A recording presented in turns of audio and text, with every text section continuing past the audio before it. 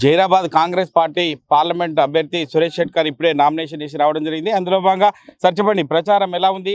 అంటే ముఖ్య కార్యకర్తలతో ఇప్పటికే ప్రచారం మొదలుపెట్టినట్టు తెలుస్తుంది. ఎట్లా అనిపిస్తుంది సార్ మీకు? బ్రహ్మాండంగా ఉంది. ప్రజలు బాగా ఉత్సాహంగా ఉన్నారు. ఈరోజు నామినేషన్ వేసినప్పుడు మీరు చూసినారు ప్రజాస్పందన. ప్రజలు పెద్ద ఎత్తున ఈరోజు సంగారెడ్డికి కొన్ని వేల సంఖ్యలో మరి కార్యకర్తలు ఉత్సాహంగా వచ్చి ఈ నామినేషన్ ప్రక్రియలో పాల్గొనడం జరిగింది. నాకు పూర్తి విశ్వాసం ఉంది.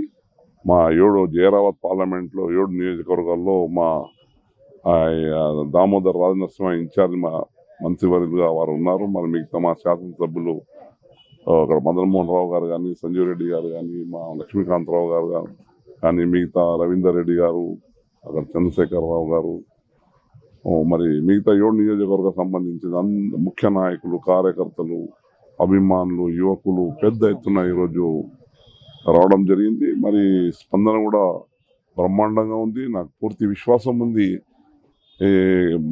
జైరాబాద్ పార్లమెంట్ నియోజకవర్గం కాంగ్రెస్ పార్టీ అభ్యర్థిగా భారీ మెజార్టీతో గెలవబోతున్నాను. ముఖ్యంగా ఇక్కడ నా ప్రత్యర్థి అయిన బీవీ పాటిల్ గత 2 పర్యాయాలు ఆయనకు టీఆర్ఎస్ ద్వారా ఎన్నుకోవడం జరిగింది.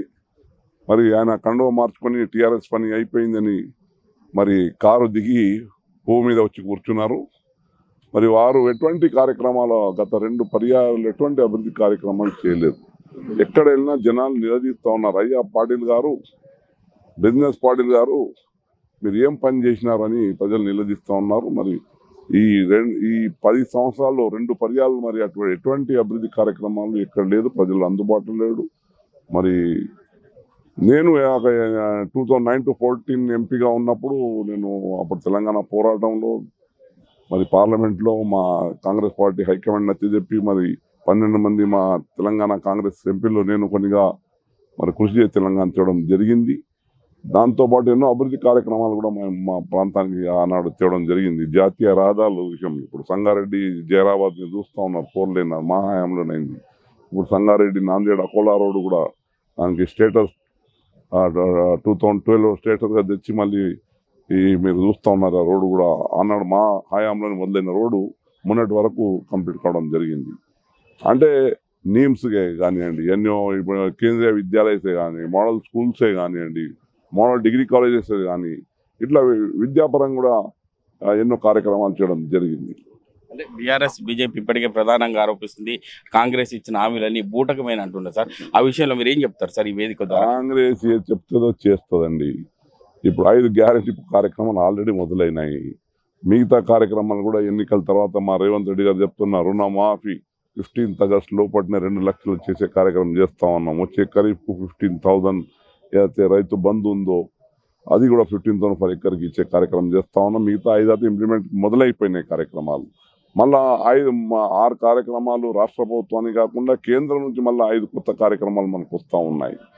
అందులో మిగతా ప్రతి మహిళ కుటుంబం ఉన్న ప్రతి మహిళ ₹1,00,000 ఇచ్చేటట్లు వారికి మహిళలకు ఆర్థిక సహాయము. రెండోది, చదువుకున్న నిరుద్యోగ యువకులకు అప్రెంటిస్ స్కిల్ డెవలప్మెంట్ కింద ₹1,00,000 వాళ్ళ ఉద్యోగం వచ్చేటప్పుడు ఇచ్చే కార్యక్రమం కానివ్వండి. మరి రైతులకు ఎంఎస్పి ధర, మంచి గిట్టుబాటు ధర అన్ని పంటలకు స్వామినాథన్ కమిషన్ రికమెండేషన్ కూడా మేము ఇవ్వడం చేస్తూ ఉన్నామని చెప్పడం జరిగింది. మరి కుల గణన ఏదైతే సమాజంలో ఉన్న అన్ని వర్గాలకు కూడా సమన్వయం కావాలంటే జనాభా ప్రతిపాదికగా వాళ్ళకు మరి కుల గణన అయితే న్యాయం అవుతుంది అన్ని వర్గాలకని కూడా ఆ కార్యక్రమం చెప్పడం జరిగింది. మరి ఉపాధి హామీ పథకం కూడా ఆనాడు కాంగ్రెస్ హయాంలో మొదలైన పథకము కనీసం ₹400 వాళ్ళకు ఉపాధి ఇచ్చేటట్లు కూడా మేనిఫెస్టో పెట్టడం జరిగింది. ఇట్లా చాలా మంచి కార్యక్రమాలు కేంద్ర ప్రభుత్వం హయాంలో కూడా కేంద్ర ప్రభుత్వం మేనిఫెస్టోలో కూడా ఉన్నాయి. అంటే బీదర్ నుంచి బాన్స్వాడ వరకు రైల్వే మార్గం కూడా పనులు మధ్యలోనే ఆగిపోయినాయని తెలిసింది. ఆ విషయంలో మీరు వచ్చిన తర్వాత ఆ పనులు పూర్తయ్యే అవకాశం ఉందని చెప్పొచ్చా? నేను ఎంపీగా ఉన్నప్పుడే దానికి లేవదెత్తి బీదర్ ఏదైనా బోధన్ ఉంది, బోధన్, వర్ని, బాన్స్వాడ, పిట్లం, నారాయణఖేడ్, బీదర్కు రైల్వే లైన్స్ సర్వే చేయించానండి, ఎస్టిమేట్ చేయించాను. చేయించి 14 వరకు దానికి ఇంకా బడ్జెట్ అలొకేషన్ చేయాలని కూడా నా ప్రయత్నం ఉండే. కానీ ఆ లోపలనే బీవీ పాటిల్ గారు మరి 14లో వారికి అవకాశం రావడం జరిగింది. మరి గత 10 సంవత్సరాలు ఎక్కడ వేసిన గొంగడి అక్కడే ఉంది. ఆయన ఆ విషయంలో ఎంబడబడి ఫాలో అప్ చేసి ఏదో ముందంజ చేయాలి కదా. ఆ విషయంలో అటువంటి శ్రద్ధ చూపించలేదు. అది ఎక్కడున్న గొంగడి అక్కడ ఉంది. మళ్ళీ రేపు నాకు ఎన్నుకుంటే తప్పకుండా నేను ఆ దిశగా నా ప్రయత్నాలు, ఎందుకంటే నేనే చేసిన దాని ప్రారంభమే, దానికి ఎస్టిమేట్ సర్వే చేయించిందే నేను. నా ప్రతిఫలమే అది ఉండే, కానీ ఈయన పట్టించుకోలేదు.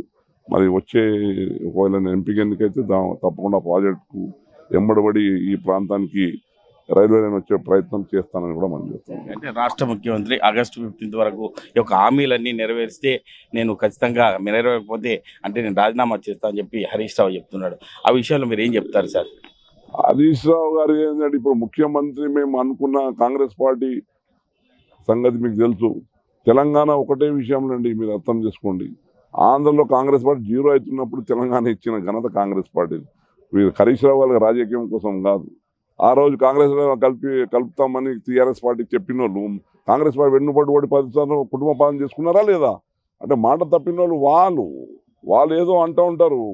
నిజంగా మా రేవంత్ రెడ్డి గారు చెప్పారు కదా, మన మెదక్ చర్చకు వచ్చినప్పుడు మా ఎల్లమ్మ ఏది 7 రూపాయల దేవ సాక్షిగా మా చర్చ్ సాక్షిగా చెప్తున్నాను, 15th ఆగస్టు లోపల మేము 2 లక్షల రుణమాఫీ చేస్తామని చేస్తాం ఖచ్చితంగా. హరీష్ రావు మాటలు నమ్మే పరిస్థితులు లేరు.